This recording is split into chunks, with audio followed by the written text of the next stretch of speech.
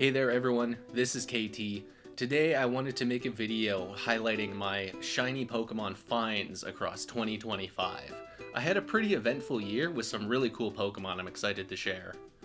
To get the raw numbers out of the way, I did a grand total of 269,794 encounters. This number is probably a little bit low. I know I did about 1,700 for Fossil Week, which I didn't finish.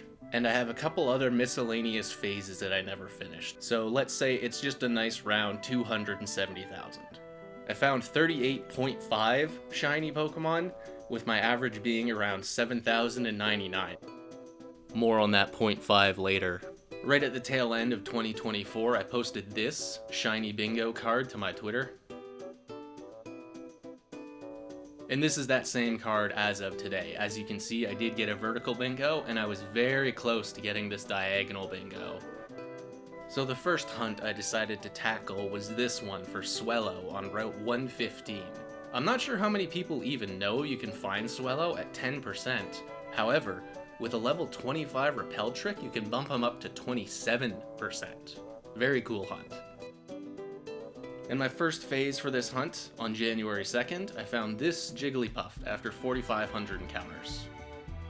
Using this repel trick, Jigglypuff is a very low 13%, so I was very surprised that phase 2, just a couple days later, was another Jigglypuff after 2,500 encounters.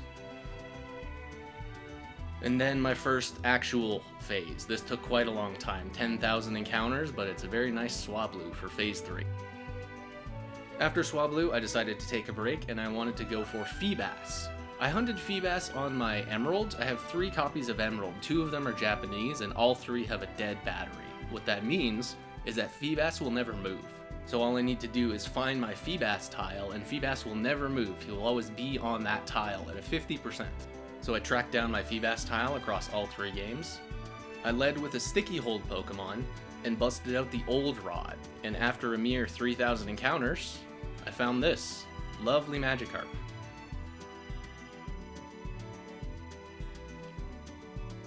After Magikarp, I went straight back to the Swellow hunt, and after 9,800 encounters, I got this very cool Talo. Awesome sprite in this game.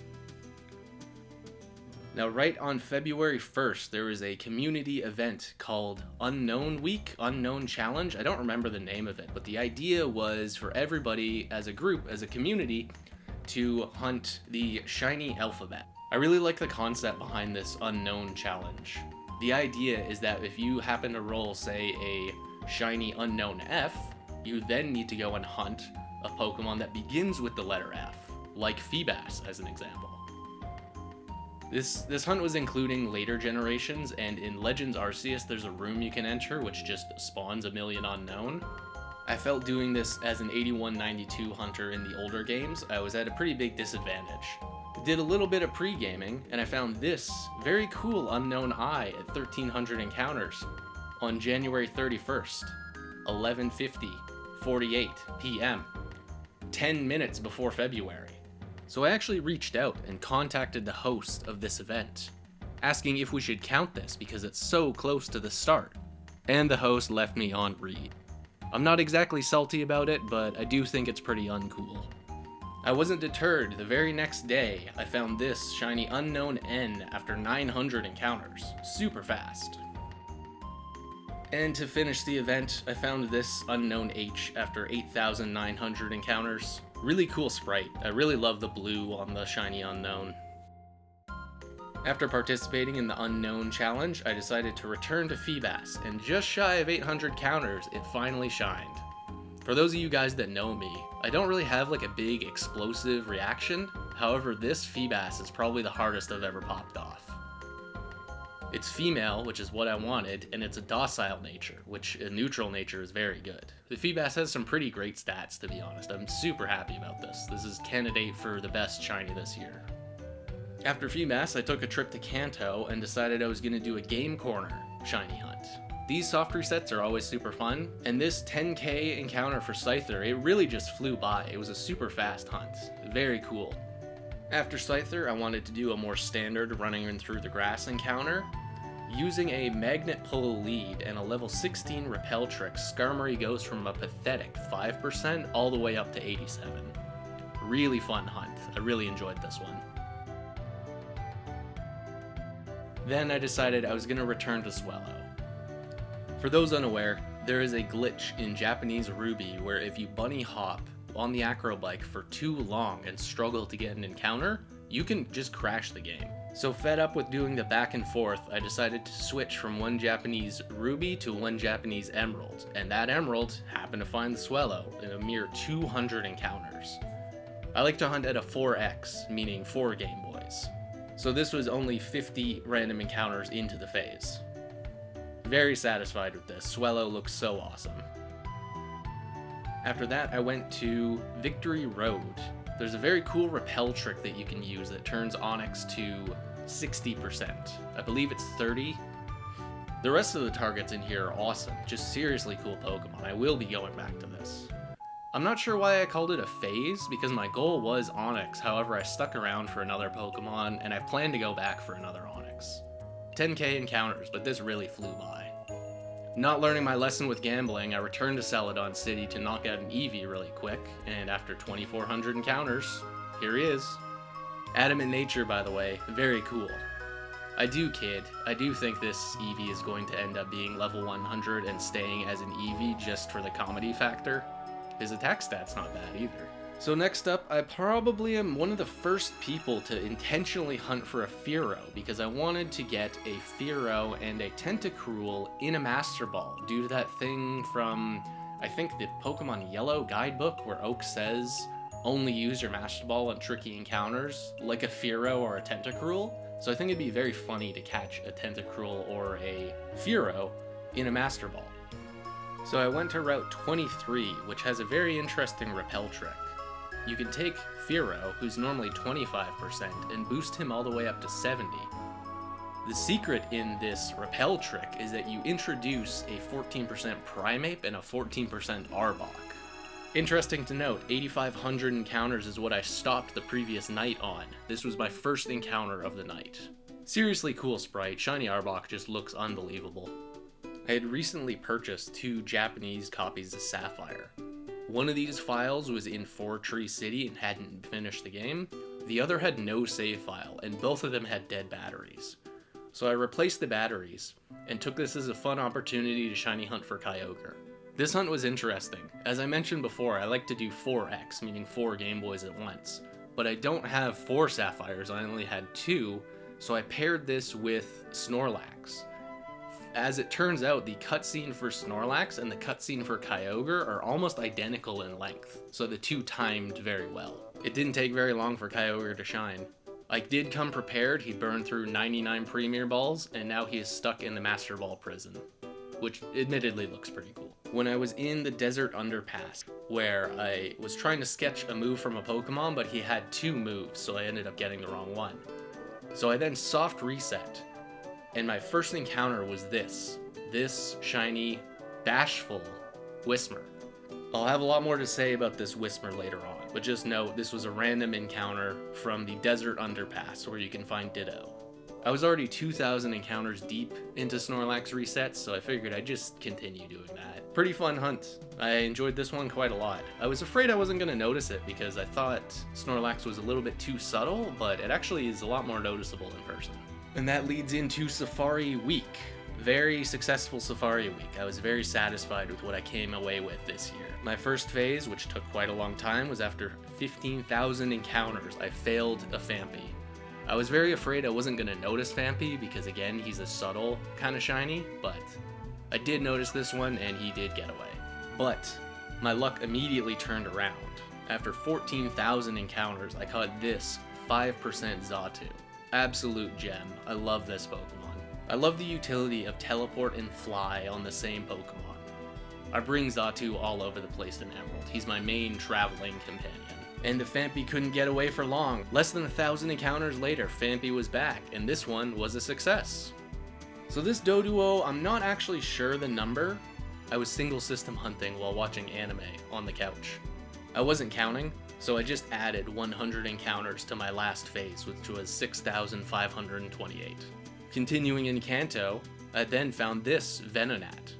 Really nice sprite. I really like the subtle blue. This was after 2100 encounters. And then my most tragic failure was a 8500 encounter to fail a Scyther. I did try the bait strat. The rule that I have is that for common Pokemon, I'm not going to bait strat. I'm just going to throw balls. But for rare Pokemon, I'm going to try hedging my odds. So I have tried to bait a Scyther once, and he got away. Not too bummed out because I did get a Scyther just a couple months before, but you never want to see it go. And then to finish my phase, a little bit of overtime, I got this lovely Gloom after 7,000 encounters in the Hoenn Safari. Awesome looking sprite. I'm definitely going to EV train this guy, even if his EVs are a little hard to work with, as they say. And now for a big one. This is far and away my least satisfied shiny Pokemon of the year. After a grueling 26,000 encounters, which are slow. The footage you've seen in the background is me doing the main route, and if you pay attention, you'll notice I burned through 2, sometimes 3 max repels without finding a single Pokemon. Using a level 36 repel trick, the encounter rate gets reduced all the way down to 8, on top of the fact that you're surfing, which has a reduced encounter rate. So even with White Flute, even with Illuminate, this hunt was a slog. This was all for a shiny Tentacruel, who's at 50%, and the other 50% is occupied by Mantine, so I lost the coin flip. Very unfortunate. By some coincidence, this Mantine also has the worst IVs I've ever seen. I'm not sure what to say about this, besides it's funny. If anyone has better suggestions for hunting a wild shiny Tentacruel in Generation 3, please let me know. After that, I returned to Victory Road. It may seem brutal to go from 26,000 encounters to my next phase being 25,000 encounters for this shiny Marowak, but believe me, this felt so fast. Very cool Pokemon, I will likely EV train it. I'd like to give a shout out to a Japanese hunter, Sebastian, for hosting the Shiny Fishing Week community event. Very cool concept, I really enjoyed participating. And just shy of 11,000 encounters, I got this lovely shelter in Pallet Town. Something I like a lot about fishing encounters is that you get to pick a unique location. I don't know how many people have a shiny shelter from Pallet Town. Very cool that I had the opportunity to do this. Again, shoutouts to Sebastian. Follow him on Twitter and YouTube. So after talking a friend of mine in real life into letting me borrow his English Sapphire, I was able to load the Eon ticket and double hunt for Latios. You see the number there, it says 4,200 and then 8,400. That's because I was double hunting this with Ho-Oh. So 8,400 is the total Pokemon I saw, however Shiny Latios showed up on 4,200 encounters. So I left Ho-Oh at 4,200 resets, and I haven't continued since. I will one day. Next I moved on to Bagon in Meteor Falls, who is only 25%. Another 25% is occupied by Lunatone or Solrock depending on your version, and the other 50% is occupied by the Bat. Everyone knows the Bat. Every shiny hunter has one of these, you probably have multiple of them. It's the Bat. What do you even say about him? It's a nice sprite, admittedly. 4,000 encounters later, we meet another one. How lovely. I'm so glad I get to have 2. This Golbat I found while watching a movie. Face Off. Big time recommendation, by the way. Same deal with Doduo. I don't remember the number, so I just added 100 to the current phase. And then we get a little bit of variety. We get a lovely Lunatone. I remember that this Lunatone actually had good stats. He was quiet, which is a special attack nature, with a 31 in special attack. This one was EV trained. I did stream the EV training for him. It's unfortunate the Lunatone isn't that good, but it's very cool to have no matter what. So this one requires a little bit of explanation. Using the mail glitch in Ruby and Sapphire, you can generate new tiles on certain routes. And in doing that, you can actually spawn grass and encounters, believe it or not. So using the mail glitch, I was able to spawn grass on Route 130, which is where Mirage Island spawns. If you spawn grass on a tile where there's no wild encounters, the game just doesn't do anything. You can White Flute and use Sweet Scent, you will never find an encounter.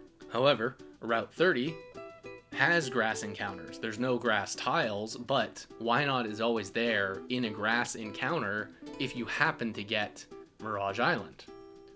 This was only in one session, 700 encounters. Really sick, really cool that I got this. Back to Meteor Falls, phase number 5 was another Lunatone. I remember this guy's stats were not very good, but it's cool to have another one regardless. But it's a little bit nicer to see than yet another bat. Who would want to go another 10,000 encounters just to see another bat? This one is pretty epic. He is modest with a 31 in special attack. If you check Crobat's moveset, he only learns 3 special attacks, which includes Hidden Power, assuming it's a special type. Very funny, very cool that I have this. So during my stream for Lunatone, where I was EV training it, I did a soft reset and found a shiny Meryl that is 19 seconds from soft reset. This Meryl was bashful, just like the Whismer was. In fact, he's the same gender, and has the exact same IVs. This is what's referred to as an RNG clone in Emerald. The day after that random Meryl, I did a stream where I tried to hit this frame on as many routes as I can, and it always spawned a male, bashful, shiny Pokemon with very specific IVs. They all have the exact same IVs. So if you're wondering where that 0.5 comes from, I'm counting Whismer and Meryl as a 0.5. I'm going to keep those two because I did find them randomly. So for the extra 40 or so shiny Pokemon I found by doing this, by hitting the frame across the entire map, I'm not counting those guys. Just Meryl and Whismer. If you're a subscriber to this channel, you probably saw my Beldum video. Really satisfied with how that came out, and I appreciate all of the positive feedback. It was 9,000 resets for the Beldum. Very cool that the Beldum I reset for just to do this Premier Ball Dark Magic ended up having awesome IVs. This Metagross kicks ass. He's going to be one of my strongest shiny Pokemon for a long, long time. He is definitely a gem of this year. Right after that, I concluded the Bagon hunt. 3,688 encounters, we finally get our little green dragon. Really awesome. I expected to be here for quite a lot longer, so 7 phases is really sick. And that concludes all the shiny Pokemon I found across 2025. Some really cool finds, to be honest. The Metagross, the Kyogre, Arbok is really sick, of course my Milotic. Swellow is really cool. Marowak was a really fun surprise. Cloyster is one of my favorite Pokemon in the series, so having a shiny Shelder is really cool. Very satisfied. I came away this year with some really, really nice Pokemon. So some of you might be wondering, what are the plans for 2026? Well, I'm going to continue my Coliseum Let's Play. I've had a lot of fun with that. I have a 3-part video series planned for 1990X, my shiny Metagross. I'm going to be chronicling getting every ribbon available to him. Part 1 is practically finished. It might even be uploaded before you see this video. But in terms of shiny hunting, I've been hinting for the last few weeks at one mystery hunt. Something very ambitious and will likely take all year. I don't know if anyone has attempted this. My goal for 2026, I'm planning to catch a shiny Poliwag or Poliwhirl in every single ball available in Generation 3. There's 12 Pokeballs total. This includes the Safari Zone. If you check the Pokedex, Poliwhirl is only available in 10 routes, and Poliwag is available in just a couple more. And if you combine Poliwag and Poliwhirl using the Super Rod on pond tiles, they reach 80%, which is very favorable, very good. This serves another purpose. I'm planning to take the strongest IV in nature combination and turn them either into a Poliwrath or a Politoed, and then slot them into my other 2 top tier shiny Pokemon team, and have fun in the frontier using these 3. I hope this isn't too ambitious. I think an 80% across the entire map shouldn't be too hard. I'd also like to express my thanks to all of the feedback I've been getting with this channel. I've had a lot of fun interacting with the larger Gen 3 community. For quite a while, I was just going solo. I had a Twitter where I would upload random shinies that I find, but I mostly got likes from Japanese users and we hardly ever spoke to each other. So it's been a lot of fun witnessing the escapades in the battle frontier that some users might be getting up to. And some other shiny hunters and their endeavors have been a lot of fun to witness. So I hope you guys look forward to what I have in store for 2026, and thanks for watching.